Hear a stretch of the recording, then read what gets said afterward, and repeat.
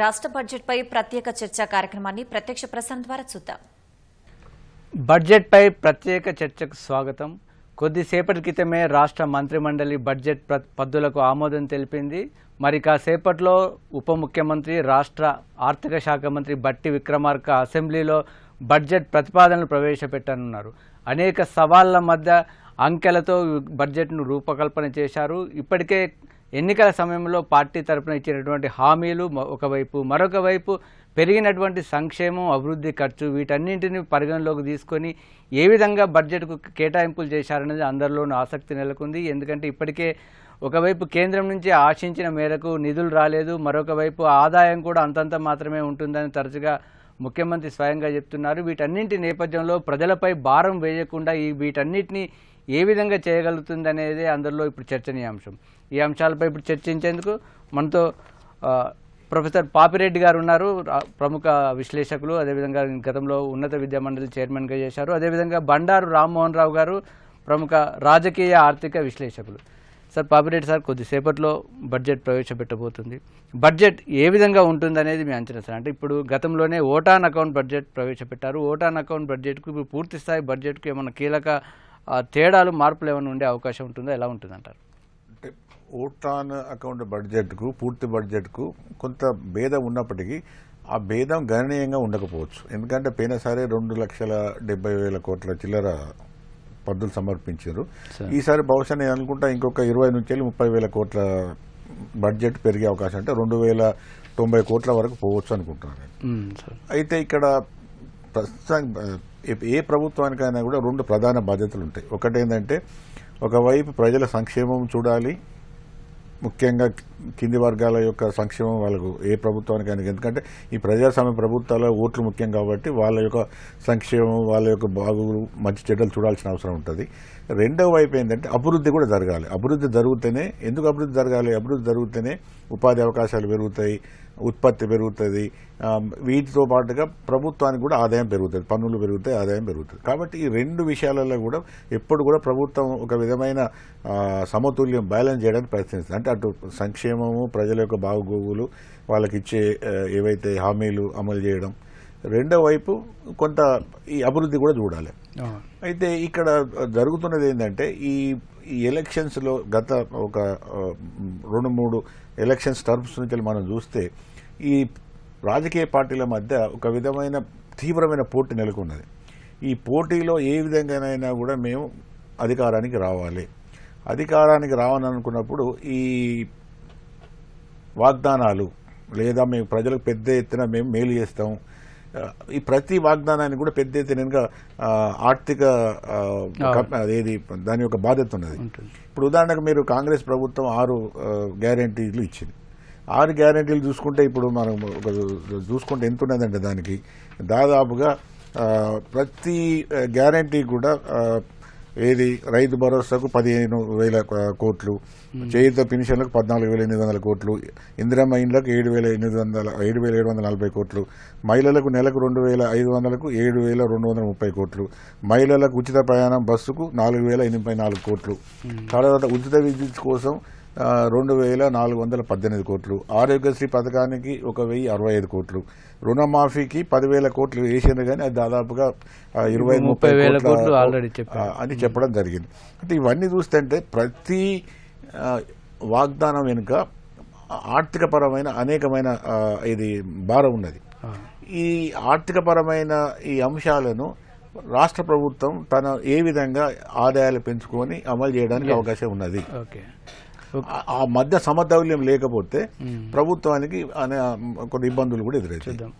Okay, Rammohan Rao గారు, sir అన్నట్టుగా ఏ విధంగా నిధుల సమీకరణ ఎలా అనేదే ఇప్పుడు ఒక ప్రధానంగా చర్చనీయాంశం. ఎందుకంటే ప్రభుత్వం ప్రాధాన్యాలను స్పష్టం చేసింది. 6 గ్యారెంటీల అమలు, సంక్షేమం, అభివృద్ధి అన్నింటికీ ప్రాధాన్యం ఇస్తామని స్పష్టంగా చెప్తుంది. ఇక్కడ కావాల్సిందల్లా ఆదాయం ఎలా అనేదే ప్రధానంగా ప్రశ్న. అయితే గత త్రైమాసికంలో ఆల్రెడీ 4 నెలలు అయిపోయింది కాబట్టి, అంటే ఓటాన్ అకౌంట్ బడ్జెట్లో పెట్టినటువంటి అంచనాల మేరకు ఆదాయం సమకూరుతుందా రాష్ట్రానికి? నాగేష్ గారు, మీకు అట్లాగే పాపిరెడ్డి గారికి, ఈటీవీ ప్రేక్షకులకు నమస్కారం. 2 విషయాలు మాట్లాడుకోవాలి. బడ్జెట్ అంటే జమా ఖర్చుల లెక్కే కాదు, ప్రజల జీవితానికి సంబంధించిన అంశాలు. అది కేంద్ర బడ్జెట్ కావచ్చు, రాష్ట్రాల బడ్జెట్ కావచ్చు. మన సంసారం ఎట్లాగో ప్రభుత్వాలు కూడా అట్లాగే పెద్ద సంసారం లాంటి, మన కుటుంబం ఎట్లాగో పెద్ద సంసారం లాంటి, కేంద్రం కానీ రాష్ట్రాలు కానీ. ఇందులో మనకు రాచకొండ విశ్వనాథశాస్త్రి గారు ఒక మంచి మాట అన్నారు గతంలో, బడ్జెట్ల గురించి కాకుండా. పైకోర్టుకి వెళ్ళినా కొద్దీ కాగితాలు కనపడితే మనుషులు కనపడదు మనకి, కానీ ఆ కాగితాల వెనుక జీవితాలు ఉన్నాయి. నిజంగా ఈ బడ్జెట్ కాగితాల వెనుక జీవితాలు ఉన్నాయి. చాలా మంది, ఎంతో మంది ఎన్నో ఆశలతో పోతున్నారు. ఈ క్రమంలో మనం ఒక విషయం గమనించేది ఏంటంటే, తినబోతూ రుచి చూస్తున్నాం, గుమగుమ వాసనలు వస్తున్నాయి. కానీ జిఎస్టీ వచ్చిన తర్వాత బడ్జెట్ల ప్రాధాన్యత తగ్గింది. నాకంటే బాగా మన పాపిరెడ్డి గారు బాగా తెలుసు. గతంలో ఈ జిఎస్టీ లేకముందు పన్నుల రాబడి ఇవన్నీ కొంచెం గందరగోళంగా ఉండేది, కనుక అప్పుడు కొంచెం వేరుగా ఉండేది. ఇప్పుడు జిఎస్టీ వచ్చిన తర్వాత స్టేట్ జిఎస్టీ, సెంట్రల్ జిఎస్టీ వేరు అయిన తర్వాత పెద్దగా బడ్జెట్ ప్రవేశపెట్టడానికి దానికి ముందుగా ఊహాగానాలు పెద్దగా ఉండని పరిస్థితి ఉన్నది. ఇవాళ మీరన్న సవాలు, ఇవాళ కొత్త ప్రభుత్వానికి పెద్ద సవాల్ ఏంటంటే, మనకు ఈ వాళ్ళు ఇచ్చిన హామీలు ఎట్లా నెరవేరుస్తారు. ఇంతకుముందు పాపిరెడ్డి గారు మంచి లిస్ట్ చదివారు. ఆ లిస్ట్ లో అన్ని సంక్షేమ పథకాలే ఉన్నాయి, చూసినాం కదా. రైతు మాఫీకి మొత్తం అసలు ఈ బడ్జెట్ 2,75,000 3,00,000 కోట్లు అనుకుంటున్నాం, కానీ నాన్ ప్లాన్ సరిగ్గా వస్తే చాలన కోడికి పాలన మసాలా అంటాం తెలంగాణ సామెత. అందుకని ఇక్కడ ఏమవుతుందంటే, ఈ బడ్జెట్ మొత్తం స్థూలంగా పరిశీలిస్తే అసలు ఇది అమలయ్యే కల్లా 20 నుంచి 30% కోతలు ఉంటాయి.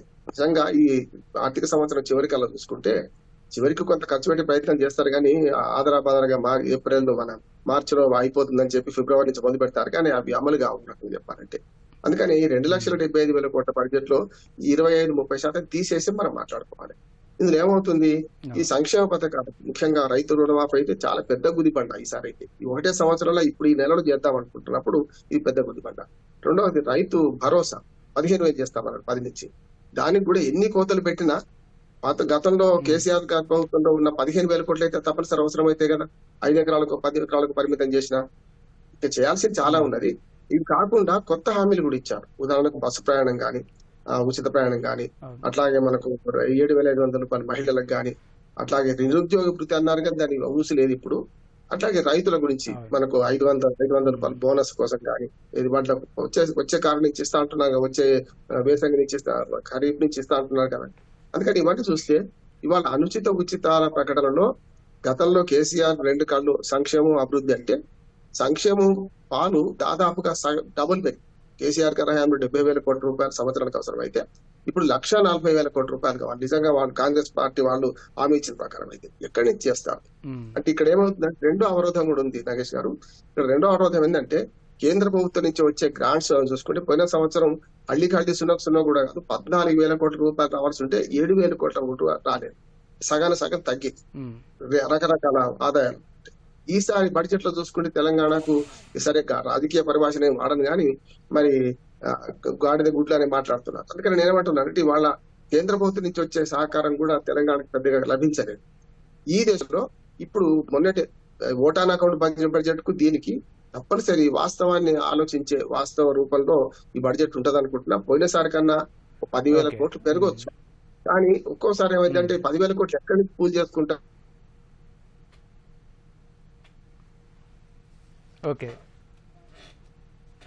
ఓకే సార్, ఓకే పాపిరెడ్డి గారు, అయితే మీరు అన్నట్టుగా మొత్తం ఖర్చుల విషయంలో ఏం చేయాలని స్పష్టంగా ఉంది. ఆదాయం పైన ఇప్పుడు అనుకున్న స్థాయిలో వస్తుందా లేదా అనేది ఒక అంచనాలు.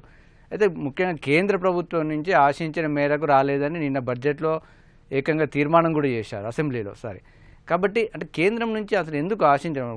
ముఖ్యమంత్రి రేవంత్ రెడ్డి ఇప్పటికే 3 సార్లు గెలిచారు, మంత్రులు గెలిచారు, రాజకీయాలు వేరు, రాష్ట్ర ప్రయోజనాలు వేరని రాష్ట్ర ప్రభుత్వం చెప్తుంది, కానీ కేంద్రం నుంచి ఆశించిన మేరకు రాలేదంటుంది. దీన్ని అసలు ఏం జరుగుతుంది, ఎలా విశ్లేషించారు? ఇంతకుముందు రామ్మోహన్ గారు చెప్పారు, ఇప్పుడు ఒకప్పుడు ఈ జిఎస్టీ లేకముందు ఈ కొన్ని ట్యాక్సులు మాత్రమే కేంద్ర ప్రభుత్వానికి పోయేది రాష్ట్రం నుంచి.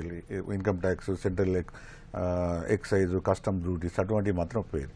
ఎప్పుడైతే జిఎస్టీ రావడం జరిగిందో, జిఎస్టీ దాంతో ప్రధానంగా అన్ని రాష్ట్రాలు కూడా పెద్ద ఎత్తున తమ వనరులను ఆ జిఎస్టీ, సెంట్రల్ గవర్నమెంట్ జిఎస్టీ ద్వారా ఈ రాష్ట్రం యొక్క ఏవైతే పన్నుల రూపంగా వచ్చే ఆదాయం పెద్ద ఎత్తున సెంట్రల్ గవర్నమెంట్ పోతున్నది. దాని నుంచి మళ్ళీ సెంట్రల్ గవర్నమెంట్ కొంత మన రాష్ట్రాలకు ఇస్తున్నప్పటికీ కూడా ఈ ఫైనాన్స్ కమిషన్స్ ఒక సూత్రం ఏం పెట్టినాయంటే, రాష్ట్రాలకు కేంద్రం ఏ విధంగా ఆదాయాన్ని పంపిణీ చేయాలి, కేంద్రంకు వచ్చిన ఆదాయం. దానిలో వాళ్ళు ఏం చేశారంటే 2 ముఖ్యమైన ప్రిన్సిపల్ తీసుకున్నారు. ఒకటి ఏంటంటే జనాభా ఎక్కువ ఉంటే ఎక్కువ ఇవ్వాలి, రెండోది వెనుకబాటుతనం ఎక్కువ ఉంటే ఎక్కువ ఇవ్వాలి. ఇప్పుడు ఇవాళ ఏమవుతున్నది, నేను అసెంబ్లీలో కూడా మాట్లాడారు, మనకు ₹1 జీఎస్టీ సెంట్రల్ గవర్నమెంట్ పోతే మనకు వచ్చేది 43 నుంచి 48 పైసలు కూడా వస్తలేదు, సగం కన్నా ఎక్కువ అది కేంద్రం వేరే రాష్ట్రాలకు ఇస్తున్నదని. ఇప్పుడు ఉదాహరణకు యూపీ గవర్నమెంట్ వాళ్ళకు జీఎస్టీ రూపకంగా సెంట్రల్ గవర్నమెంట్కి వచ్చేది తక్కువ, జీఎస్టీ సెంట్రల్ గవర్నమెంట్ నుంచి ఉత్తరప్రదేశ్ గవర్నమెంట్కి పోయేది ఎక్కువ, అనేది రాష్ట్రానికి పోయి.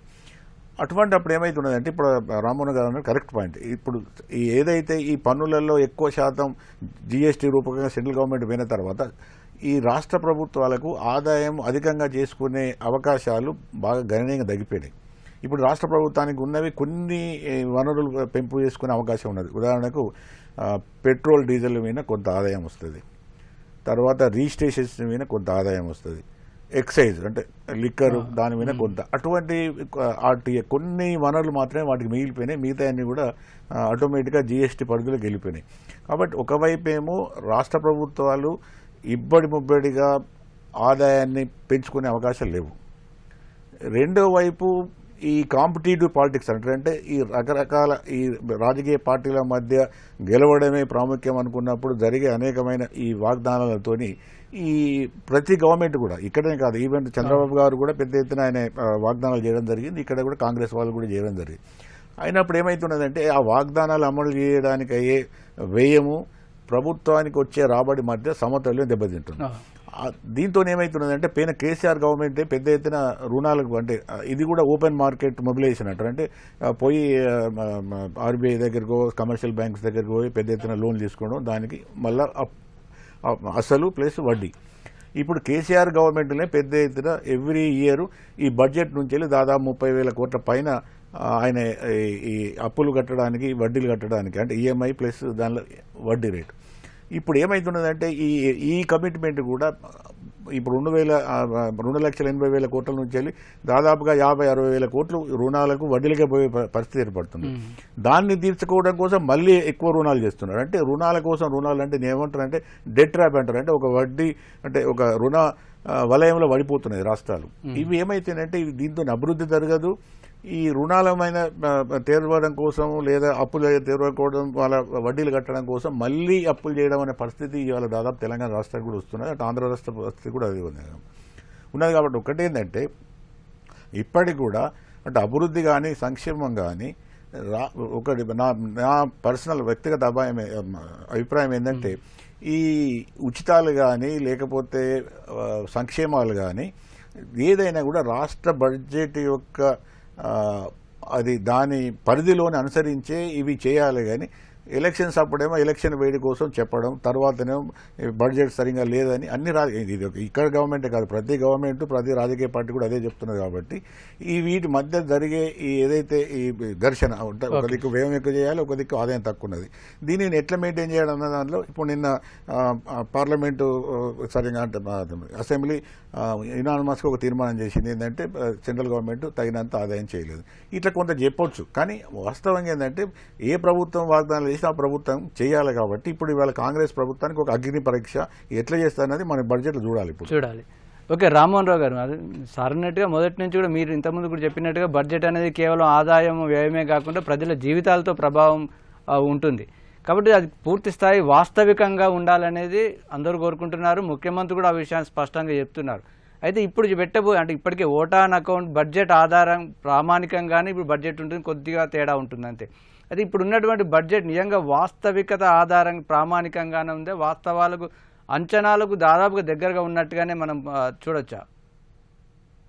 ఖచ్చితంగా. కానీ గత 10 ఏళ్ల బడ్జెట్ చూసుకుంటే మీరు 1,50,000 కోట్ల బడ్జెట్ దాటలేదు. 2014 చూసుకుంటే 3 లక్షల కోట్ల ద్రవ్యోల్బణం పెరుగుతుంది, రకరకాల అవసరాలు పెరుగుతాయి, దాంతో పాటు పార్టీలు ఇచ్చే హామీలు కూడా అటు ఇటు పెరుగుతాయి. కానీ సంక్షేమము అభివృద్ధి రెండు మధ్యన సన్నటి గీత ఉంటుంది. కృష్ణ ఇప్పుడు కూడా అనుచిత ఉచితాలకు ఉచితాలకు తేడా ఉంది.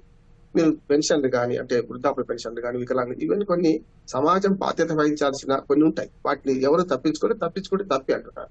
కానీ అనవసర ఉచితాలు, ఉదాహరణ బస్సు ప్రయాణం ఎవరు అడిగినరు, అట్లాగే చాలా భరోసా, మనకు ఆహార భద్రత భరోసా కింద అవి ఇవ్వాల్సింది కేంద్ర ప్రభుత్వం ఇస్తుంది, దానిలో మనం కూడా కొంత భరిస్తున్నాం. అంత మొత్తం కేంద్ర ప్రభుత్వం ఇవ్వడం లేదు, సగం రేషన్ కార్డు కూడా ఇవ్వడం లేదు. అట్లా చూసుకుంటే అనుచిత ఉచితాలను మనం ఎందుకు ప్రోత్సహిస్తున్నాం అంటే ప్రజాకర్షక పథకాలను ప్రోత్సహిస్తున్నాయి అన్ని ప్రభుత్వాలు. కొంచెం శృతి మించింది అంటున్నాడు. కర్ణాటక నుంచి మొదలైన జబ్బు అంతకుముందు తమిళనాడు చెప్పుకునే వాళ్ళం, కర్ణాటక నుంచి మొదలైన జబ్బు తెలంగాణలో కాంగ్రెస్ పార్టీ అమలు చేసే ప్రయత్నం చేసింది. సూపర్ 6 పేరు మీద పాపిరెడ్డి గారు చెప్పినట్టు ఆంధ్రప్రదేశ్ లో ఇవాళ ఏమైంది, షరతులు వర్తిస్తాయనే పరిస్థితి తీసుకొచ్చుకున్నాం. అంతేగా ఇవన్నీ అమలు కావాలంటే మొత్తం బడ్జెట్ లో ఒక్క రూపాయి కూడా అభివృద్ధికి మిగలదు. రోడ్లు వేయలేం, ఏమీ కట్టలేం, ఏ నిర్మాణం చేయలేము. అందుకని వాస్తవిక దృక్పథంతో ప్రభుత్వాలు ఎప్పుడు కూడా పిండి కొద్దీ రొట్టె కదా, మన ఇంట్లో కూడా పిండి కొద్దీ రొట్టె అనుకుంటాం. అట్లానే అప్పు లేని వాడు అధిక శ్రీమంతుడు అని మా అమ్మ అనేది ఎప్పుడు కూడా నిజమే. అప్పు లేని వాడు అధిక శ్రీమంతుడే, కానీ అప్పు లేకుండా ఎవరు బతకలేం కదా. కనుక ప్రభుత్వాలు ఆలోచించాల్సింది అప్పు చేసి అప్పు కూడా తింటున్నామా, అప్పు చేసి అభివృద్ధి చేస్తున్నాం, ఇవి ఆలోచన చేయాలి. అందుకని అప్పు చేసినా సరే అభివృద్ధి చేస్తే నష్టం. ఇప్పటిదాకా మనకు 6,70,70,000 కోట్ల రూపాయలు మనకు అప్పులతో ఈ రాష్ట్ర ప్రభుత్వం కొత్త రాష్ట్రం ఏర్పడ్డది. కానీ 6,70,000 కోట్లలో 3 రకాల అప్పులు ఉన్నాయి కదా. బడ్జెటరీ అప్పులు ఉన్నాయి, సుమారు 4 లక్షల కోట్ల రూపాయలు. అట్లాగే గ్యారంటీ అప్పులు ఉన్నాయి. ఇంకోటి ఏంటంటే మనకు ఈ 2 కాక కార్పొరేషన్, కాళేశ్వరం లాంటి కార్పొరేషన్ అప్పులు ఉన్నాయి. వీటిని తీర్చే ప్రయత్నం ఏ ప్రభుత్వాలు గ్యారెంటీ కంటిన్యూషన్ ఉంటది కదా. ప్రభుత్వాల శాశ్వతం, పార్టీలు శాశ్వతం కాదు.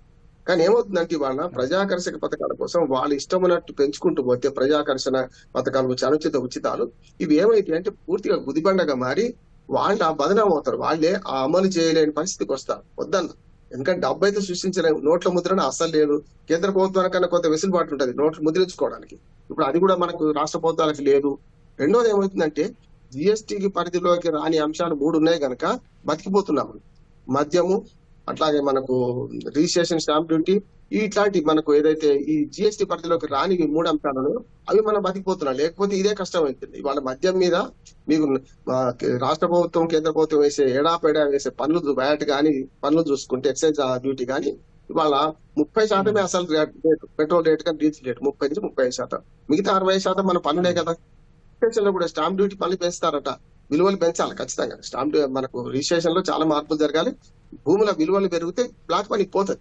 కానీ పెంచకుండా స్టాంప్ డ్యూటీ పెంచుకోవడానికి వాళ్ళ కేంద్రం నిన్న బడ్జెట్ లో ఒక అనుమతి ఇచ్చింది. బడ్జెట్ లో ఏమన్నారంటే ఆయా రాష్ట్రాలు స్టాంప్ డ్యూటీ పెంచుకోండి అని కదా. అది కరెక్ట్ కాదు. స్టాంప్ డ్యూటీ పెంచడం పరిష్కారం కాదు. జేఎన్ఎన్ యూఆర్ఎం వాళ్ళు చెప్పిన ప్రకారం రాష్ట్ర ప్రభుత్వం భూముల విలువలు పెంచడానికి కూడా ఎక్సర్సైజ్ చేస్తుంది. విలువలు పెంచాలి సార్. రాజేష్ గారు ఇది చాలా కరెక్ట్. విలువలు ఎందుకు పెంచాలంటే ఇవాళ బ్లాక్ మనీ మొత్తం నోట్ల రద్దులప్పుడు నేను మాట్లాడాను. నోట్ల రద్దులో లేదు, నోట్లలో బ్లాక్ మనీ లేదు, చాలా తక్కువ, 10% కూడా ఉంటుంది. కానీ వాళ్ళ ₹1,00,000 ఉన్న ఆస్తి విలువ 10,000 కూడా అక్కడ చూపెడుతుంది బుక్ వాల్యూ. అంటే ఏమో 90,000 మిగతావన్నీ నేను ఉదాహరణ చెప్తున్నాను. 90,000 బ్లాక్ మనీ కదా. బ్లాక్ మనీ, వైట్ మనీ అంటూ రంగులు తేడా ఉండవు. పన్ను కడితే వైట్ మనీ, పన్ను కట్టకపోతే బ్లాక్ మనీ. ఇవాళ నగదు రూపేణా చలామణి ఎక్కడ జరుగుతుందంటే ఏ రిజిస్ట్రేషన్ ఆఫీస్ అనుకోండి, కార్లన్నీ ఒకసారి తనిఖీ చేయండి, కోట్ల రూపాయలు అక్కడ బయలుది. అంటే ఏమైతుంది అని బ్లాక్ మనీ కదా.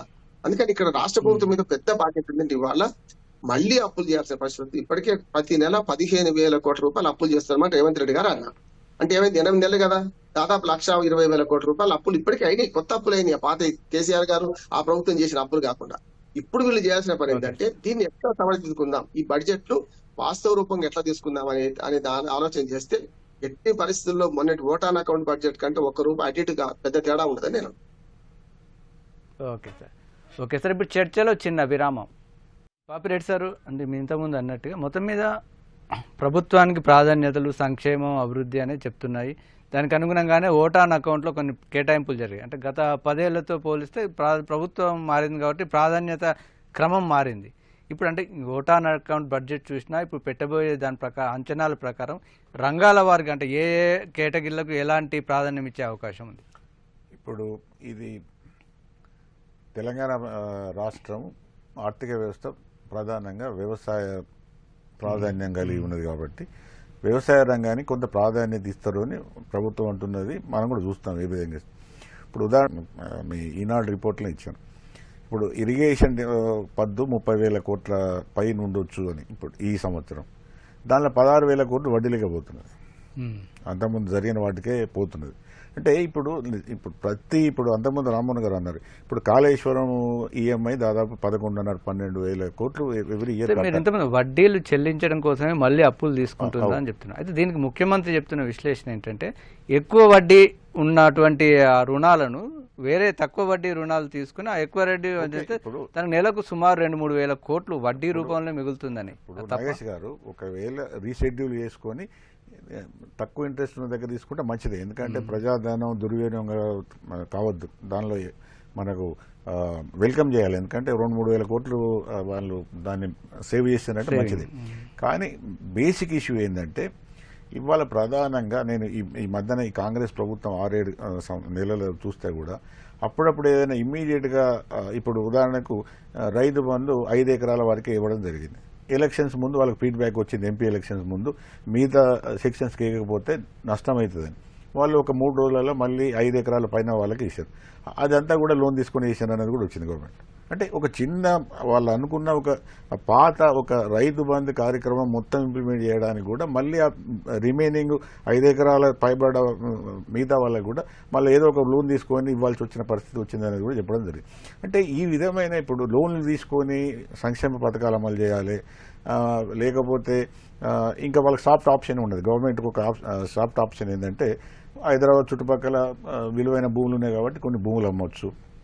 లేకపోతే నాకు అనుకున్నట్టు ఇప్పుడు ఒకవేళ ఎల్ఆర్ఎస్ బీఆర్ఎస్ అంటే ల్యాండ్ రెగ్యులేషన్ స్కీము లేదా బిల్డింగ్ రెగ్యులేషన్ చాలా కేసీఆర్ గవర్నమెంట్ నుంచి కూడా కాలేదు, అది సుప్రీంకోర్టులో ఏదో కేసు ఉన్నట్టుంది. అటువంటి కొంత తీసి కొంత పెంచుకోవచ్చు. లేకపోతే రిజిస్ట్రేషన్ ఇప్పుడు రామ్మోహన్ గారు ఒక మంచి మాట అన్నారు. ఇప్పుడు ల్యాండే ఉన్నది.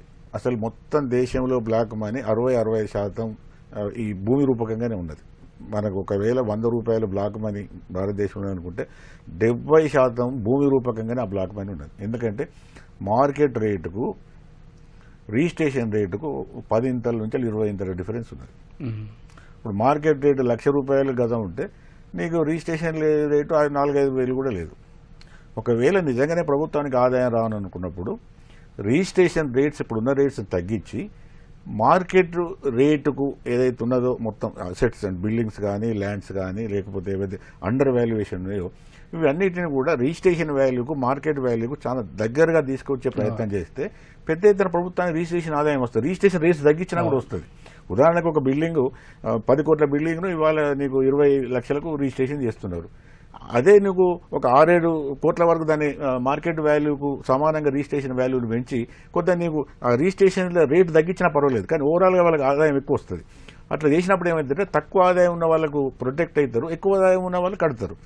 అట్లా కాకుండా మొత్తం ఏవైతే ఇప్పుడు హైదరాబాద్లో ప్రధానంగా రియల్ ఎస్టేటు, ల్యాండు ఇవన్నిటి మీద పెద్ద ఎత్తున ఇన్వెస్ట్మెంట్ జరుగుతుంది. కానీ ఇవంతా కూడా దాదాపుగా నేను అనుకుంటా 80% జీరో. అంటే ఇదంతా కూడా ఇన్కమ్ గవర్నమెంట్ ఏ ట్యాక్స్ స్ట్రక్చర్లో కూడా రావడం లేదు. ఇటువంటి వాటిని కొంత తీసుకొస్తే ఆదాయం పెరుగుతుంది. కానీ దీనికి గట్టి పొలిటికల్ విల్ అంటే ప్రభుత్వం గట్టి నిర్ణయం తీసుకునే ధైర్యం ఉండాలి. ఎందుకంటే ఈ రాజకీయ నాయకులకు ప్రభుత్వంలో ఉన్న పెట్టుబడిదారులకు కాంట్రాక్ట్ అందరూ కూడా ఒకటే కాబట్టి వాళ్ళంత ధైర్యంగా నిర్ణయం తీసుకుంటారు అనేది కూడా డౌటే. కానీ ఈ మామూలు మార్గాలలో మాత్రం పెద్ద ఎత్తున రెవెన్యూని పెంచుకొని పన్నులు పెంచి రెవెన్యూ పెంచుకునే అవకాశం మాత్రం చాలా తక్కువగా ఉన్నది గవర్నమెంట్. ఓకే రామ్మోహన్ గారు, సంక్షేమ పథకాలతో పాటు ప్రభుత్వం భారీ అభివృద్ధి ప్రణాళికలు కూడా చేస్తుంది. మెట్రో రైలు పొడిగింపు, అదేవిధంగా మూసీ ప్రక్షాళన, 666, అదేవిధంగా ప్రతి నియోజకవర్గానికి ఒక పెద్ద విద్యా సంస్థల నిర్మాణం, వీటన్నిటికీ బడ్జెట్లో ఏ విధంగా ఆదాయాన్ని దానికి సంబంధించి అడ్జస్ట్ చేసే అవకాశం ఉంటుంది సార్? వెంకటేష్ గారు, విభజన హామీల్లో చూస్తే గుండు సున్నా, మనకి ఏమీ రాలేదు. నెంబర్ 1. సరే, శాఖల వారి వస్తుంది. ఉదాహరణకు railway station, Secunderabad railway station 700 కోట్లు అన్నారు. ఈ సంవత్సరం అంతా ఖర్చు పెట్టాలి కదా, అవి వస్తుండొచ్చు. కానీ విభజన హామీల దృష్ట్యా చూస్తే ఏపీకి ఎప్పుడైతే పేరు చెప్పి పలానా పద్దులు అన్నారో అట్లా విభజన హామీ ఆంధ్రప్రదేశ్ విభజన చట్టం కదా, అందులో తెలంగాణ కూడా ఉంది కదా, అది ఉటంకించలే కనుక ఇప్పుడు కేంద్ర ప్రభుత్వం నుంచి ఆ క్లారిటీ వచ్చేదాకా ఆ నిధుల గురించి మనం మాట్లాడాలి. నెంబర్ 1. రెండోది ఏంటంటే ప్రత్యక్ష పన్నులకు ప్రభుత్వాలు భయపడుతున్నాయి, ప్రత్యక్ష పన్నులు వేయడానికి భయపడుతున్నాయి. ఉదాహరణకు మున్సిపాలిటీ జిహెచ్ఎంసీ పన్నులు కూడా మేము రాయితీ ఇస్తాం, 10% రద్దు చేస్తాం అని మాట్లాడుతున్నాం. సగం % కూడా రద్దు చేశారు. గతంలో చూసాము, ఎన్నికల ముందు సగం పన్నులు మాఫీ చేశారు. నిజంగా ప్రత్యక్ష పన్నులు కనుక విలువ తెలిస్తే ప్రజలు కూడా ఇట్లా ఉచితాలకు ఆశపడరు. నిజంగా ప్రత్యక్ష పన్నులు మన డబ్బు మనకే పంచుతున్నారు అనే విషయం ఎప్పుడు తెలుస్తుంది? మన జేబులో నుంచి ప్రత్యక్షంగా పన్నుల రూపాయల డబ్బులు పోతే తెలుస్తుంది. కానీ ఏమైందంటే పరోక్ష పన్నులు పెరిగి ఉదయం లేచినప్పటి నుంచి మొదలుకొని బ్రష్, పేస్ట్, చివరికి రాత్రి పూట ఆలౌట్ గుడ్డ ఐటం పెట్టుకుంటే శవం మీద గుడ్డ కప్పడానికి కూడా సైన్ పట్టాలంటే పన్ను కడుతున్నాం. ఈ విషయం తెలుసుకోబట్టే అప్పుడు ప్రజలు ఇట్లా ఆశపడరు. ఈ ప్రభుత్వాలు, పార్టీలు కూడా ఎట్లా మోసం చేస్తున్నాయి ప్రజలు అంటే ప్రత్యక్ష పన్నుల భారం మెల్లగా లేకుండా చేసుకుంటూ పరోక్ష పన్నుల భారం పెంచే ప్రయత్నం చేస్తున్నాయి. ఆ రకంగా వాళ్ళు అర్థం చేసుకుంటే ఈ డబ్బు మనది, వాళ్ళు ఇచ్చే పథకాలు మనవి అనుకుంటే, మేము ఒక సర్వే చేశాం నాగేష్ గారు, రాఘవాపూర్ అని వరంగల్ జిల్లాలో. ప్రభుత్వం తరఫున వచ్చే సంక్షేమ పథకాలకు ఎంత డబ్బు వస్తుంది అక్కడ, ఆ ఊళ్ళో కళ్ళు దుకాణం లేకపోతే మద్యం షాప్ మీద ఎంత పోతుంది. అల్లి సున్నా కాదు, వాళ్ళకి వచ్చే సంక్షేమ పథకాలు 4 ఇంతలు దోచేస్తుంది గవర్నమెంట్. ఇది మద్యం రూపాయన, ఇంకా మిగతా పక్కన పెట్టండి, మద్యము లేకుంటే పెట్రోల్ 6 రూపాయలు. అందుకని ఏమైందంటే ఇచ్చేది కుడి చేతితో ఇస్తున్నారు, ఎడమ చేతితో లాగేసుకుంటున్నారు కదా. అందుకని ప్రజలకు అర్థం కావాల్సింది ఏంటంటే ఈ డబ్బు అంతా మనదే, ఈ డబ్బులో మన పనుల ద్వారా పోతుంది, ఎవరు జేబుల నుంచి ఇవ్వరు అన్నప్పుడు ఉచితాలకు ఆశపడరు. రెండోది ఏంటంటే ఇంతకుముందు పాపిరెడ్డి గారు వ్యవసాయ రంగం చాలా ప్రాధాన్యత కలదు. కానీ ఏమైంది వాళ్ళ వ్యవసాయ రంగానికి చూసుకుంటే కేంద్ర ప్రభుత్వంలో 2,60,000 2,000 కోట్లు కేటాయించామంటున్నారు. కానీ అందులో ఇక్కడ మన ప్రభుత్వం చూసుకుంటే సాగునీటి కోసం 31,000లో సగం పైసలు వాళ్ళకే పోయినప్పుడు నిర్మాణాలు ఎట్లా జరుగుతాయి. అందుకని ఇక్కడ ఏం జరుగుతుందంటే వ్యవసాయం మీద మూడు రంగాల మీద ప్రాధాన్యత పెట్టాలని నేను అనుకుంటున్నాను. ఒకటి వ్యవసాయ రంగం, ఎందుకంటే ఇప్పటికీ 60-70% మంది ఆ రంగం మీద ఆధారపడ్డారు. రెండవది ఏంటంటే ఉపాధి రంగం, అంటే పరిశ్రమలు రావాలి. మీకు ఎప్పుడు కూడా ఉపాధి అనేది వ్యవసాయం మీదనేమో 60% ఆధారపడి ఉంటే 12-14% కూడా మనకు జీడిపిలో వస్తలేదు. దానివల్ల ఆధారపడే వారు ఎక్కువ అక్కడ ఆదాయం. ఒక్క మాట చెప్పిస్తా సార్. రెండోది ఏంటంటే పరిశ్రమలు పెరిగాయి, ఆటోమేటిక్ మంత్రదండం లేదు, రేపటికల్లా పెరిగాయి. సేవా రంగాన్ని బాగా పెంచుకుంటే తప్ప ఈ ప్రభుత్వానికి ఆదాయం రాదు. సేవా రంగంలో 60% అవకాశాలు ఉన్నాయి. ఇంకా నా ఉద్దేశంలో దీన్ని పెంచుకునే అవకాశం చేస్తే తప్పనిసరి బడ్జెట్ లో సేవా రంగానికి ఎక్కడ కేటాయించాలని నేను అనుకుంటున్నాను. ఓకే, ఇప్పుడు చర్చలో మనతో పాల్గొనేందుకు ప్రొఫెసర్ అల్దాస్ జానయ్య గారు, ప్రముఖ విశ్లేషకులు కూడా జాయిన్ అయ్యారు.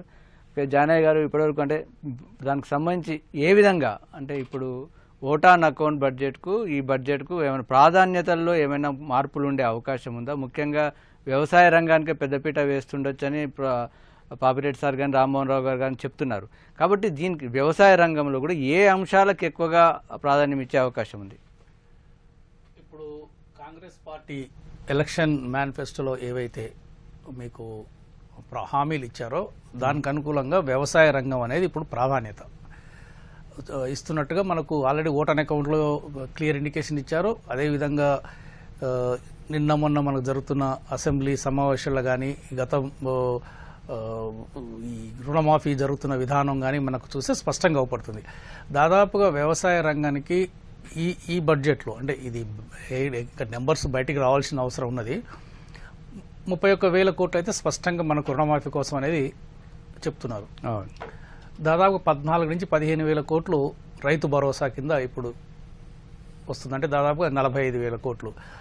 అవి కాక గత ప్రభుత్వం చేయనివి, గతంలో కొన్ని మానుకున్నవి, డ్రాప్ అయినవి ఇప్పుడు కొత్తగా మళ్ళీ పెట్టేవి 2. ఒకటి సమగ్ర పంటల బీమా పథకం, దానికి రైతు వాటా కూడా, ప్రీమియంలో రైతు వాటా కూడా రాష్ట్ర ప్రభుత్వం భరిస్తుంది. దానికి 3,500 కోట్లు అని స్పష్టంగా చెప్పారు ఇంతకుముందు. సో అది కంపల్సరీగా ఉంటుంది. అది కాకుండా 500 రూపాయల బోనస్ మద్దతు ధర మీద సన్న రకానికి ఇస్తామని చెప్పారు.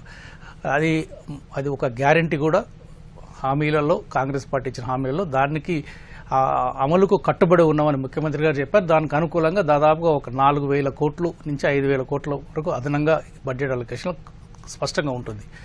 సో అంటే ఇక 45 ప్లస్ ఈ ఒక దాదాపుగా 9,000, సో 45 54,000. ఇవి కాక గత ప్రభుత్వం దాదాపుగా 10 సంవత్సరాలు నిలిపివేసిన ఈ ఫార్మ్ మెకనైజేషన్ స్కీమ్స్ కానీ, విత్తనాల మీద కానీ, వివిధ రకాల రైతులకు ఇచ్చే రాయితీలు మొత్తం దాదాపుగా ఆగిపోయినాయి గత 8-9 సంవత్సరాలలో. సో వాటి కోసం మళ్ళీ ఒక 2,500 నుంచి 3,000 కోట్లు ఇస్తా ఉన్నారు.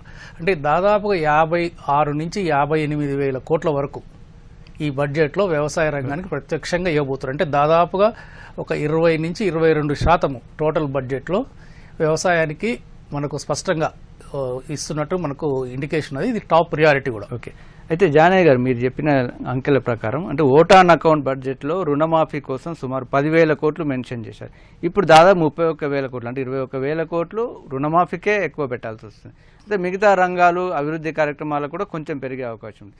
అంటే ఈ ఖర్చులు పెరిగినట్టు స్పష్టంగా కనిపిస్తుంది, కానీ దానికి అనుగుణంగా ఆదాయం పెరిగిందా? ఎందుకంటే కేంద్రం నుంచి కూడా అంతంత మాత్రమే, మనకు ప్రత్యేకంగా ఏమీ ఎక్స్ట్రా ఇవ్వలేదు. కాబట్టి ఏ విధంగా దీన్ని అడ్జస్ట్ చేస్తారు? ఇది మీకు అంటే మన రాష్ట్ర ఆర్థిక వ్యవస్థ యొక్క స్వరూపాన్ని చూస్తే ఇది పెద్ద గొప్ప విషయమే కాదు. వాస్తవానికి ఒకటి మాత్రం వాస్తవం, గత 10 ఏళ్లలో ఆర్థిక వ్యవస్థ మాత్రం చాలా విధ్వంసం అయింది చెప్పాలంటే. అంటే ఒక రెవెన్యూ పరంగా, ఆదాయ పరంగా అద్భుత రాష్ట్రం ఆ రోజు ఈ రోజు ఏం లేదు. కానీ ఈ ఎక్స్పెండిచర్ సైడ్ పెట్టుబడులు, ప్రభుత్వ బడ్జెట్ను ఖర్చు పెట్టే విధానం వల్ల మొత్తం వ్యవస్థ అంతా విధ్వంసమైంది. దాదాపుగా 7 లక్షల కోట్లు అప్పు చేశారు. ఈ అప్పుకే వడ్డీలే దాదాపు 65 నుంచి 70 వేల కోట్లు అవుతుంది. ఈ అప్పులకు వడ్డీ కడటానికి ఇప్పుడు అప్పు తీసుకురావాల్సిన పరిస్థితి ఏర్పడ్డది. అంటే గత ప్రభుత్వం చేసిన 7 లక్షల కోట్ల అప్పుకు కావలసిన వడ్డీలు, అంటే ఆ భారం కూడా, ఆ పాప పరిహారం అనుకోండి మీరు చెప్పాలంటే, ఆ బీఆర్ఎస్ చేసిన పాప పరిహారాన్ని కూడా ఇప్పుడు రేవంత్ రెడ్డి గారు ప్రభుత్వం అప్పు తీసుకొచ్చి వడ్డీ కట్టాల్సిన పరిస్థితి వస్తుంది. సో అందులో డౌట్ లేదు, ఎందుకంటే అదంతా ఒక పద్ధతి ప్రకారం పెట్టుబడులు ఎక్స్పెండిచర్ చేయలేదు కాబట్టి. దాన్ని ఇప్పుడు రెక్టిఫికేషన్ చేసే మార్గంలో ఇప్పుడు మీరు అన్నట్టుగా దీనికి 2 మార్గాలు ప్రభుత్వం ఎన్నుకున్నది. మీరు గమనిస్తే, ఒకటి ప్రియారిటీస్ని ఎక్కడ మనం కాంప్రమైజ్ కాకూడదు ఒకటి. రెండవది దుబారా ఖర్చులు ఎక్కడ పెట్టకూడదు, ఎక్కడైతే ఖర్చు పెట్టాలో అక్కడే పెట్టాలి, అదొకటి. మూడవది మనం డెఫినెట్గా అప్పులకు వడ్డీ కట్టడానికి కొంత ఆర్థిక భారంగా అప్పు తీసుకురావాల్సిన అవసరం ఉన్నది. దాదాపుగా 60 వేల కోట్లు మళ్ళీ ఈ సంవత్సరం అప్పులు మార్కెట్ నుంచి బారోయింగ్ చేసుకోవాల్సిన అవసరం ఉన్నది. ఇక 4వది మనకు వచ్చే రెగ్యులర్ ఆదాయాన్ని పెంచుకునే మార్గాలు, కొత్త ఆదాయం, అంటే సామాన్యుల మీద భారం పడకుండా. సో ఫర్ ఎగ్జాంపుల్ ప్రాపర్టీ ట్యాక్స్ని డిఫరెంట్ చేయటం. ఇప్పుడు for example Dilsukhnagar, LB నగర్లో అదే ప్రాపర్టీ ట్యాక్స్ ఉన్నది, బంజారా హిల్స్లో అంటే ఒక అపార్ట్మెంట్కు 10 లక్షల కిరాయికి వచ్చే బిల్డింగ్కు అదే ప్రాపర్టీ ట్యాక్స్ స్లాబ్ ఉన్నది, ఒక 10,000 వచ్చే ఇంటి కిరాయి కూడా అదే స్లాబ్ ఉంటుంది. సో ఇవి మార్చుకోవాల్సిన అవసరం ఉన్నది. అంటే సామాన్యులకు ఇబ్బంది లేకుండా ప్రాపర్టీ ట్యాక్స్లో మార్పులు కావచ్చు, ఈ రిజిస్ట్రేషన్లో మార్పులు కావచ్చు, ఇవి కొన్ని ఆదాయం పెంచుకునే మార్గాలు 4వది.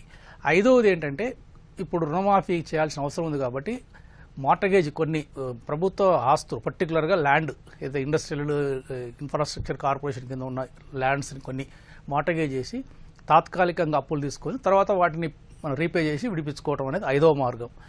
సో ఇక 6వ మార్గం, అది ప్రభుత్వం ఆలోచిస్తున్నట్టుగా మనకు అనిపించేది ఏంటంటే, ఈ వడ్డీ రేట్లు గత ప్రభుత్వం తీసుకొచ్చిన 7 లక్షల మీద దాదాపుగా 8 నుంచి 10% వరకు ఉన్నది. ఇది చాలా హై. యాక్చువల్గా ఇంత పెద్ద క్యాపిటల్ ఇన్వెస్ట్మెంట్స్ అప్పులు తీసుకొచ్చినప్పుడు జనరల్గా అంటే 4 to 5% కంటే ఎక్కువ ఉండకూడదు. కానీ దాదాపుగా డబుల్ ఇంట్రెస్ట్ రేట్లు తీసుకొచ్చారు. అప్పుడు ఎవరు ఎట్లా పడితే అట్లా తీసుకొచ్చారు. అసలు ప్రభుత్వం డబ్బు, ఇది ప్రజల డబ్బు అనే ఒక కాన్షియస్ థింకింగ్ లేకుండా ఇష్టం వచ్చినట్టు తీసుకొచ్చి పెట్టారు. వాటిని రీఫైనాన్సింగ్ ద్వారా ఎక్కడైతే మనకు తక్కువ వడ్డీలకు వస్తాయో ఆ బ్యాంకుల ద్వారా తీసుకొచ్చి ఈ హై ఇంట్రెస్ట్ రేట్ కాడ దానికి క్లియర్ చేసి రీఫైనాన్సింగ్ ద్వారా చేస్తే మనకు సంవత్సరానికి ఇప్పుడు ఏదైతే 60-70 వేల కోట్లు వడ్డీ అవుతుందో అది కాస్త 30-40 వేల కోట్లు అయ్యే అవకాశం ఉంటుంది. ఒక సంవత్సరానికి 25-30 వేల కోట్లు తగ్గే అవకాశం ఉంటుంది. ఇది ఒక 6వ మార్గం. సో ఈ బ్రాడ్ 6 ప్రిన్సిపల్స్ బేసిస్ మీద బడ్జెట్ ఉండబోతుందని మనం అనుకుంటున్నాం. ఎందుకంటే సమస్యలు కూడా అవే, ప్రియారిటీస్ కూడా అవే, కాంగ్రెస్ పార్టీ చేసిన హామీలు కూడా అవే. ఓకే పాపిరెడ్డి సార్ చెప్తున్నట్టుగా 6 మార్గాల ద్వారా ఆదాయం అంటున్నారు. అవి కాకుండా ఇంకా 7వ మార్గం అంటే ప్రజలపై పన్నుల భారం వేసే పరిస్థితులు, ఆలోచనలు, అవకాశాలు ఏమైనా కనిపిస్తున్నాయా సార్? ఇప్పుడు రాష్ట్ర ప్రభుత్వానికి పన్నులు కొన్ని విషయాల్లో మాత్రం వేసే అధికారం ఉంది. ఎందుకంటే జీఎస్టీ సెంట్రల్ గవర్నమెంట్ పరిధిలో పన్నులు కావచ్చు, ఛార్జీలు రకరకాల. ఉదాహరణకు మళ్ళీ ఎక్సైజ్ పాలసీ అంటే లిక్కర్ మీద పెంచే అవకాశం ఉండొచ్చు, వాళ్ళ చేతులు ఉన్నది. ఈవెన్ పెట్రోల్, డీజిల్ మీద కూడా ఇప్పటికే వేరే రాష్ట్రాల కన్నా, బీజేపీ పాలిత రాష్ట్రాల కన్నా కూడా ఇప్పుడు తెలంగాణలో కానీ పక్క రాష్ట్రమైన ఆంధ్రప్రదేశ్లో కూడా 9 నుంచి 10 రూపాయలు ఎక్కువ ఉన్నది లీటర్. కాబట్టి అక్కడ కూడా పెద్దగా తీసుకునే అవకాశం లేదు. ఇంకొకటి ఏమున్నది, పెరిగితే రిజిస్ట్రేషన్ ఛార్జెస్ పెంచవచ్చు. రిజిస్ట్రేషన్ ఛార్జెస్లో కూడా దానికి ఒక పరిమితి ఉంటుంది. మరీ ఎక్కువ పెంచితే కూడా అది మామూలు మధ్యతరగతి నుంచి కింది వర్గాల వారికి కూడా ఎఫెక్ట్ అవుతుంది. కాబట్టి అది కూడా ఒక స్థాయి మించి పెంచే అవకాశం లేదు. అట్లాగే ఆర్టీఏ ఇవి కొన్ని ఉన్నాయి.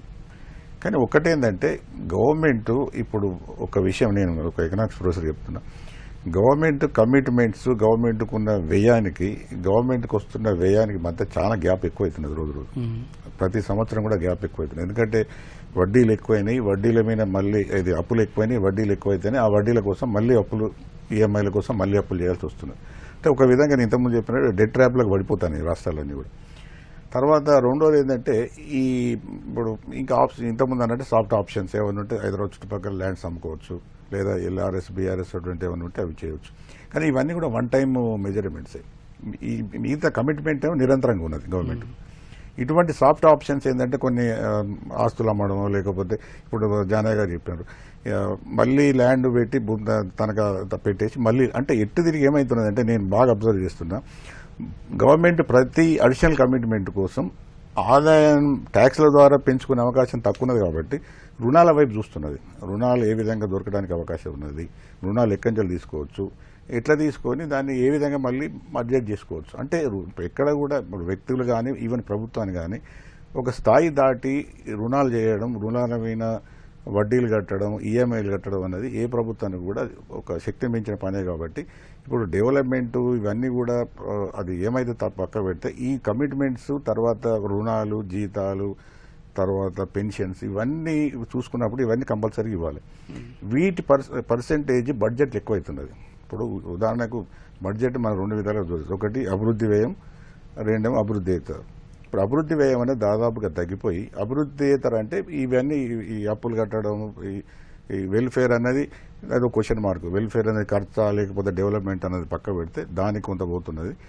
తర్వాత ఈ గవర్నమెంట్ ఎక్స్పెండిచర్, సాలరీస్, పెన్షన్స్ ఇవన్నీ చూసినప్పుడు ఏమైందంటే ఈ ఏదైతే పర్సెంటేజ్ డెవలప్మెంట్కి ఉన్నదో చాలా తగ్గిపోతున్నది రోజు రోజు. తర్వాత ఇంకోటి ఉంటుంది, గతాన్ని మనం బీఆర్ఎస్ ప్రభుత్వంలో కూడా చూసినప్పుడు కూడా పేపర్ విన్ అలిగేషన్స్ ఉంటున్నాయి. అంతకుముందు కూడా బడ్జెట్లో మినిమం 1,80,000 కోట్లు పెట్టినాం, అంతకుముందు 1,20,000 కోట్లు ఉన్నాయి. ఇట్లా అంకెల గారెడీ చూపెడుతున్నారు. కానీ ఆ పెంచిన బడ్జెట్లో ఆ ఫైనాన్షియల్ ఇయర్ ఎంతవరకు వ్యయం చేస్తున్నారు అవి చూస్తే ఆ పెంచిన బడ్జెట్కు అంతిమంగా ఫైనాన్షియల్ ఇయర్ ఎండుకు ఎక్స్పెండిచర్ చూస్తే గ్యాప్ కూడా బాగా వస్తుంది. అంటే వాళ్ళు చెప్తున్నారు కానీ అంతిమంగా మళ్ళీ రియల్ ఎక్స్పెండిచర్ ఖర్చు తగ్గుతున్నారు. కాబట్టి ఇది విధంగా ఒక విధంగా దీని ఏదో టైట్ రోప్ వాకింగ్ అంటే ప్రతి ప్రభుత్వానికి కూడా ఇది చాలా ఎంత చెప్పినా కూడా చాలా ఒక విధమైన క్రిటికల్ పొజిషన్లే అన్ని. ఇప్పుడు తెలంగాణ ప్రభుత్వం కావచ్చు, పక్క ఆంధ్ర ప్రభుత్వం కానీ, అటు కర్ణాటక ప్రభుత్వం, చాలా ప్రభుత్వాలు కూడా ఇదే లెవెల్ ఉంది. ఓకే సార్ చర్చలో చిన్న విరామం. మొదటి నుంచి కూడా మనకి ఈ చర్చలో ఎక్కువ రుణాలకు సంబంధించిన అంశం ప్రస్తావనకు వస్తుంది. అసలు రుణాలు తీసుకోవాలా వద్దా అనేది. ఒకవైపు రుణాలు చెల్లించడం కోసం, వడ్డీ చెల్లించడం కోసం మళ్ళీ రుణాలు తీసుకోవడం అనేది ఒక సరైన పద్ధతి కాదనేది ఒక వాదన. మరొక వైపు అభివృద్ధి కోసం, కొంత సంక్షేమం కోసమైనా కొంతవరకు రుణాలు తీసుకోవడం సరైన పద్ధతే, అది నూతన ఆర్థిక విధానంలో ఒక సూత్రమే అనేది మరొక వాదన. అసలు ఈ రుణాల విషయంలో మీ విశ్లేషణ ఏంటి సార్? రుణాలు ఎంతవరకు తీసుకోవచ్చు, దాన్ని ఏ విధంగా వినియోగించుకుంటే బాగుంటుంది? సార్ నన్నా సార్ నగేష్ గారు. అవును సార్, రామ్మోహన్ సార్. రైట్. అందుకని అప్పు చేసి పప్పు కూడా తినద్దు అంటున్నాను. అప్పు చేయని వాడు అధిక శ్రీమంతులే కానీ అప్పు లేకుండా ఏ ప్రభుత్వాలు కుటుంబాలు ఉండవు. ఈ అప్పు దేనికి వినియోగిస్తున్నాం అనే దాన్ని బట్టి ఉంటుంది. వచ్చే ఉత్పాదకతకు, వచ్చే ఆర్థిక ఆదాయానికి ఉపయోగిస్తున్నారా, అప్పు చేసి పప్పు కూడా తింటున్నారా అనే దాన్ని బట్టి ఉంటుంది. అందుకని 1,60,000 కోట్లతో మనము మిగులు రాష్ట్రంగా తెలంగాణ ఏర్పడిన తర్వాత అలా 1,60,000 కోట్ల రూపాయలు ఉండేది. ఈ 10 ఏళ్లలో పాలకుల పాపమే కావచ్చు సుమారు 6,70,000 కోట్లకు. అందులో గ్యారంటీ అప్పులు ఉన్నాయి, బడ్జెటరీ అప్పులు ఉన్నాయి, కాళేశ్వరం లాంటి కార్పొరేషన్ అప్పులు ఉన్నాయి. నేనేమంటున్నానంటే ఈ 8 నెలల్లోనే ఇప్పుడు కాంగ్రెస్ ప్రభుత్వం సుమారు 1,20,000 కోట్ల రూపాయలు అప్పు చేసింది. 1,00,000 పైగా. ప్రతిరోజు పని గడిపే వాళ్ళ జీతాలు ఇవ్వాలంటే అప్పు చేయాల్సిందే. అందుకని ఒక మాట చెప్పాలంటే తెలంగాణ సామెత మనకు ఊపరి శర్వాణి అందరు పరేషాని అన్నట్టున్నాయి. అన్ని చెల్లులు ఉన్నాయి, అంగీకి చెల్లులు ఉన్నాయి, పనికి కూడా చెల్లులు ఉన్నాయి. అందుకని ఇక్కడ దీన్ని ఎట్లా పూల్ చేసుకోవాలని ఆలోచించకుండా ఇంకా సంక్షేమ పథకాలు పెంచుకుంటూ పోతే, ఇంతకు జానయ్య గారు చెప్పిన దానిలో ఒక్కటి మర్చిపోయారు వాళ్ళు, ఇంకా కౌలు రైతులది కూడా ఉన్నది. ఇందులో వ్యవసాయ రంగానికి కేటాయించే 31,000 కోట్ల రూపాయలు కేవలం అంటే మనటి ఓటాన్ అకౌంట్ బడ్జెట్ లో 31,000 కోట్ల రూపాయలు ఆల్మోస్ట్ మేము అమ్మగారి అయ్యగారి సంపాదన, అమ్మగారి పసుపు కుక్కలు అన్నట్టు ఒక్క రుణమాఫీకే పోతుంది. మరి మిగతా ఎట్లా చేస్తారు? మన కౌలు రైతులకు కూడా 12,000 రూపాయలు ఇస్తాను, అది ఎటు పోతుంది? కనుక ఇవాళ మన వ్యవసాయ రంగానికి కేటాయించిన 31,000 కోట్లు అంటే 3 లక్షల కోట్ల బడ్జెట్ అనుకుంటే 10% కూడా మించడం లేదు కదా. నిజంగా కావాల్సింది 25% బడ్జెట్ కేటాయిస్తే తప్ప మీ వాళ్ళన్న హామీలు నెరవేరవు. నేనన్నా కొన్ని వ్యవసాయ రంగం మీద, కానీ మిగతా రంగాలకు ఎట్లా వస్తాయి?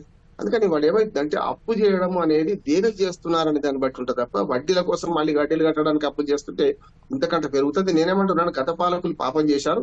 ఈ పాలకులు వచ్చే ఈ ఉచిత పథకాలు అమలు చేసే క్రమంలో సంక్షేమానికి పెద్దపీట వేస్తే స్పష్టంగా వచ్చే 5 ఏళ్లలో ఆ 7 లక్షల కోట్లు కాస్త 16 లక్షల కోట్లకు పోతుంది అప్పు అంటున్నాడు. పక్కన ఆంధ్రప్రదేశ్ చూసాం కదా, 15 లక్షల కోట్లకు పోయింది. అందుకని ఇక్కడ మనం తెలుసుకోవాల్సింది అంటే అప్పు దేనికి చేస్తున్నాం అనేది ఒకటి కొంచెం నిజంగా కొంత కష్టమే కావచ్చు, కఠినంగానే ఉండొచ్చు. సత్యం ఎప్పుడు కొంచెం కఠినంగా ఉంటుంది. కనుక ఈ సంక్షేమ పథకాల అమల్లో దేశజాలకు పోకుండా రుణమాఫీ తప్పు అంటున్నాను నాగేష్ గారు. రుణమాఫీ తప్పు, పరపతి దెబ్బతీసేది. దాని కార్పొరేట్ రంగంలో 14 లక్షల కోట్లు అప్పు మాఫీ చేయలేదా, ఇవన్నీ వాదనకు పనికి వస్తాయి. నేను స్పష్టంగా చెప్తాను, రైతు బంధు రైతు భరోసా కరెక్ట్, వాళ్ళకి కనీసం ఆదాయం, వాళ్ళకు పెట్టుబడి సాయం అవుతుంది. కానీ రుణమాఫీ ఏమైందంటే అల్లికెళ్ళి సున్నా ఇప్పుడు ప్రజలు రైతులకు ఒరిగేది కూడా ఏం లేదు. రైతులకు రుణమాఫీ అయిందని అనుకుంటే తృప్తి పడతారు. కానీ ఈ రుణం తీసుకున్న వాళ్ళలో కూడా రైతు బంధులో ఎన్ని మోసాలు జరుగుతున్నాయో రుణమాఫీలు కూడా అన్ని జరుగుతున్నాయి. పెద్ద రైతులకే లాభం జరుగుతుంది. ఏ క్రాప్ లోన్ మనకు క్రెడిట్ ఫెసిలిటీ ఉంటది నాగేష్ గారు, మనకి ఎంత స్కేల్ ఆఫ్ ఫైనాన్స్ అంటారు. నా జానయ్య గారు వ్యవసాయ శాస్త్రవేత్త, వారికి బాగా తెలుసు. స్కేల్ ఆఫ్ ఫైనాన్స్ వరికి వాళ్ళు 40,000 ఉన్నది, 40,000 ఇస్తున్నారు ఒక ఎకరానికి. 4 ఎకరాలు రైతుకు ₹1,00,000 రుణం దొరకదు. అదే 10 ఎకరాల రైతుకు మాత్రం 2 లక్షలు పైగా దొరుకుతుంది. అందుకని ఇప్పుడు ఈ రైతుల రుణమాఫీలో కూడా ఎవరు ఎక్కువ లాభపడుతున్నారంటే 6,90,000 కోట్లేమో ఈ 10 ఎకరాల 5 ఎకరాల లోపల వాళ్ళు లాభపడ్డారు. మనం చూస్తున్నాగా లక్ష రుణంలో. కానీ అదే 25,000 కోట్ల రూపాయలు, 30,000 కోట్లు, 31,000 కోట్ల రూపాయలు అనుకుంటే 25,000 కోట్ల రూపాయలు ఎవరికి మాఫీ అవుతున్నాయి అంటే 2 లక్షల రుణం ఉన్న వారికి. అంటే ఎవరు పెద్ద రైతులు, ఎవరు చిన్న రైతులు అర్థమవుతుంది కదా మనకు. అంటే అమౌంట్లో తేడా ఉన్నది. అట్లాగే రుణమాఫీ మార్గదర్శకాలు సరిగ్గా రూపొందించాలి. రైతు భరోసా కూడా 5 ఎకరాలకు మించకుండా చేస్తే మరింత మంచిదని నేను. ఓకే జానయ్య గారు, అంటే మొదటి నుంచి కూడా అంటే ఖర్చు, సంక్షేమం, అభివృద్ధి వాటన్నిటి మీద స్పష్టత ఉంది. అసలు ఆదాయం ఎలా అనేది ఇప్పుడు ఒక అస్పష్టత, అంటే కొంత ప్రభుత్వం చెప్తున్న నిజమేనా కాదా అనే ఒక విధంగా కనిపిస్తుంది. ముఖ్యంగా ఆదాయానికి ఖర్చుకు మధ్య లోటు, గ్యాప్ కూడా ఎక్కువగా ఉందని సార్ చెప్తున్నారు. ఆ గ్యాప్ను ఏ విధంగా పూడ్చడం, అసలు ఆదాయాన్ని పెంచుకునడానికి ఉన్న అవకాశాలు? మీకు మొదటి నుంచి మన తెలంగాణ రాష్ట్రం అసలు ఆంధ్రప్రదేశ్ రాష్ట్ర విభజనకు అడ్డుగానే ఉన్నది తెలంగాణలో ఉన్న హైదరాబాదు యొక్క ఆదాయం యొక్క అద్భుతమైన ఆదాయ వనరులే. సో కాబట్టి తెలంగాణ రాష్ట్రం ఏర్పడ్డ తర్వాత కానీ, తెలంగాణ ప్రాంతం ఉమ్మడి రాష్ట్రంలో కానీ ఇది ఆదాయపరంగా అద్భుతమైన రాష్ట్రం. ఇది అందులో ఎలాంటి అనుమానాలు లేవు. సమస్య అంతా ఎక్కడ అంటే వచ్చిన ఆదాయాన్ని విచ్చలవిడిగా ఎక్కడ పెట్టాలో అక్కడ పెట్టకుండా దానికి తోడు విపరీతమైన అప్పులు తీసుకొచ్చి మొత్తం ఆర్థిక వినాశనానికి గత 10 ఏళ్లలో గురైంది. ఇది వాస్తవం. అది సో ఈ నేపథ్యంలో తొలి బడ్జెట్, ఇది ఫుల్ బడ్జెట్ ఈ కాంగ్రెస్ ప్రభుత్వం అంది పెడుతున్న నేపథ్యంలో మనం ఈ మేనిఫెస్టోలో ఇచ్చిన హామీలు కానీ, గ్యారంటీస్ కానీ ఎలా నెరవేర్చిన రకరకాల అపోహలు ఉన్నాయి. అపోహలు పడాల్సినంత అవసరం లేదు. First point. ఎందుకంటే రాష్ట్ర ఆదాయము మనకు దాదాపుగా ఇప్పుడు మనకు తెలుస్తున్న ఈ వస్తున్న సమాచారం ప్రకారం దాదాపుగా 2,70,000 నుంచి 2,80,000-90,000 కోట్ల వరకు ఉండే అవకాశం ఉంది. యావరేజ్గా మనం 2,80,000 కోట్లు అనుకున్నా మన రాష్ట్ర ఆదాయం ఓన్ రిసోర్సెస్ ఎవరి మీద ఆధారపడకుండా మనకు దాదాపుగా 1,90,000 నుంచి 95,000 కోట్లు, అంటే దాదాపుగా 2 లక్షల కోట్లు మన ఓన్ రిసోర్సెస్ ఉన్నాయి. ఇంకా మనకు కావాల్సింది 80,000 కోట్లు. ఇందులో కొన్ని ఆదాయాలు అంటే కొంత నూతన ఆదాయాలని చూసుకునే మార్గం, పాలసీలు కొన్ని వచ్చే అవకాశం ఉంది. అంటే సామాన్యులకు ఎఫెక్ట్ పడకుండా కొన్ని టాక్సేషన్ విధానంలో రాష్ట్రంలో పరిధిలో ఉన్న అతి పరిమితమైన అవకాశాలు. ఇప్పుడు జిఎస్టీ వచ్చిన తర్వాత రాష్ట్ర పరిధిలో చాలా తక్కువ ఉన్నాయి. ఉన్న తక్కువ పరిధిలో ఏమైనా ఆదాయం పెంచుకునే మార్గాలు ఉన్నది అనేది ఒక మార్గం. మూడవ మార్గం ఏంటంటే ఒకటి ఓన్ సోర్సెస్, ఒకటి న్యూ కొత్తగా ఆదాయ వనరులు. మూడవది ఏంటంటే మనకున్న ఇప్పుడు ఈ 31,000 కోట్లు, దాదాపు 30,000 కోట్లు ఏదో రుణమాఫీ ఉంది. ఇది 1 టైం ఇన్వెస్ట్మెంట్. ఇది ఎవ్రీ ఇయర్ ఉండదు. ఇది అందరు గమనించాల్సింది ఏంటంటే ఇది ఎవ్రీ ఇయర్ ఉండదు, 1 టైమే. సో కాబట్టి ఈ 1 టైం రుణమాఫీ కోసం అధిక భారం పడుతుంది. ఇది వాస్తవం కాబట్టి ఖర్చు వైపు.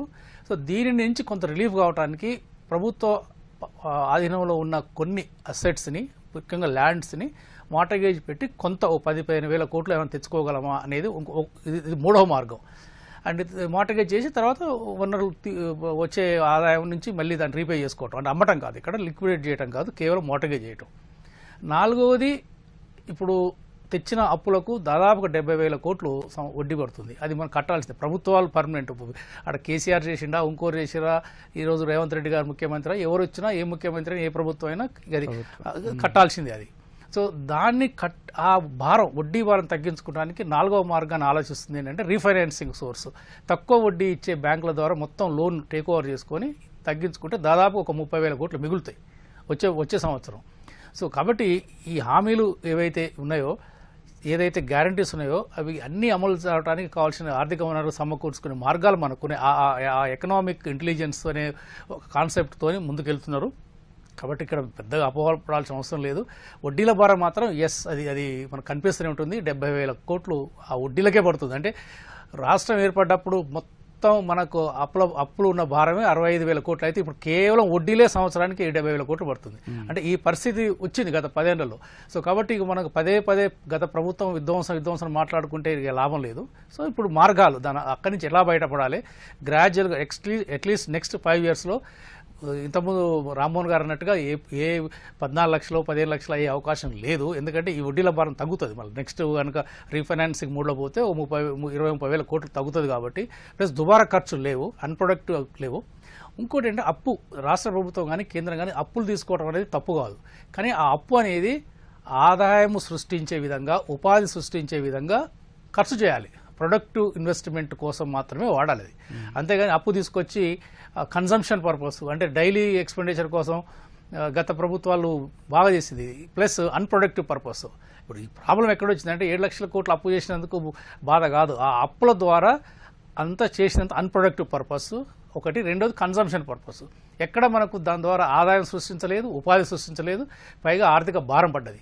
సో కాబట్టి ఇవి సమస్యలు. అప్పు చేయడం తప్పు కాదు. అక్కడ క్వశ్చన్ ఏంటంటే ఆ అప్పులు ఈ విధంగా అన్ప్రొడక్టివ్ పర్పస్ ఖర్చు పెట్టారు గతంలో. సో కన్సంప్షన్ పర్పస్ ఖర్చు పెట్టారు. కాబట్టి ఈనాటి ఈ సమస్య ఉన్నది. కాబట్టి అలాంటి సమస్యలు ఇప్పుడు లేవు. కాబట్టి పెద్దగా అపోహపడాల్సిన అవసరం లేదు. డెఫినెట్గా ఆర్థిక వ్యవస్థ కొంచెం నెక్స్ట్ 5 yearsలో కొంత ఇంప్రూవ్ అవుతుందని మాత్రం మనందరం ఆశాభావంగా ఉన్నాం. సో డెఫినెట్గా రైతులకు ఈ బడ్జెట్ డెఫినెట్గా బట్టి విక్రమార్క గారు శుభవార్తలే చెప్పవద్దని అనుకుంటాను. గతంలో ఆగిపోయిన కొన్ని స్కీములు మాత్రం మళ్ళీ మొదలైతే అవసరం కూడా ఉంది. ఇక నెక్స్ట్ ఎడ్యుకేషన్ కూడా ఈసారి పెద్దపీట వేస్తామని చెప్తున్నారు. ఎందుకంటే 10 ఏళ్లలో ఎడ్యుకేషన్ స్టాండర్డ్లు కానీ ఇండెక్స్లో తెలంగాణ రాష్ట్రము 35 ఇంక్లూడింగ్ యూనియన్ టెరిటరీస్ కలుపుకుంటే మొత్తం రాష్ట్రాలలో కేంద్రపాలిత ప్రాంతాలలో కూడా పోలిస్తే మనది 35వ ర్యాంకు. సింగిల్ డిజిట్ 6.5% మొత్తం బడ్జెట్లో 6.5% మాత్రమే వ్యవసాయ విద్యారంగాన్ని ఖర్చు పెట్టారు లాస్ట్ 23-24 కనుక మనం చూసినట్లయితే. సో యావరేజ్గా మనం రాష్ట్రం ఏర్పడేటప్పటికీ 2014లో దాదాపు 12% పైగా ఉండేది బడ్జెట్లో అలొకేషన్ వ్యవసాయ మన విద్యారంగానికి ఉమ్మడి రాష్ట్రంలో. అలాంటిది ఈరోజు సగం తీసుకొచ్చారు. విద్యా వ్యవస్థ మొత్తం విధ్వంసానికి గురైంది. అసలు విద్యా వ్యవస్థ ఎక్కడి నుంచి స్టార్ట్ చేయాలనేది ఇప్పుడు ప్రభుత్వం ముందున్న పెద్ద సవాలు. ఎక్కడి నుంచి స్టార్ట్ చేయాలి, విద్యా వ్యవస్థను తప్పకుండా ఇంప్రూవ్ చేయాల్సిన అవసరం ఉంది. ఇది టాప్ ప్రయారిటీగా ప్రభుత్వం గుర్తించింది. కానీ ఎక్కడి నుంచి స్టార్ట్ చేయాలి, దానికి బడ్జెట్ ఎంత, డెఫినెట్గా మినిమం 15% వరకు పెడతామన్నారు. సో 15% పెట్టకుండా డెఫినెట్గా 6.5 నుంచి డెఫినెట్గా దానికి మాత్రం నిధులు మాత్రం భారీగానే కేటాయిస్తారని మాత్రం మనం అనుకుంటున్నాం. ఓకే పాపిరెడ్డి సార్ అన్నట్టుగా కాంగ్రెస్ ప్రభుత్వం వచ్చినప్పటి నుంచి కూడా మొదటి నుంచి విద్యా వైద్యానికి ప్రాధాన్యం ఇస్తామంటే వ్యవసాయం ఇరిగేషన్తో పాటు వీటికి ఇస్తామని పదే చెప్తుంది.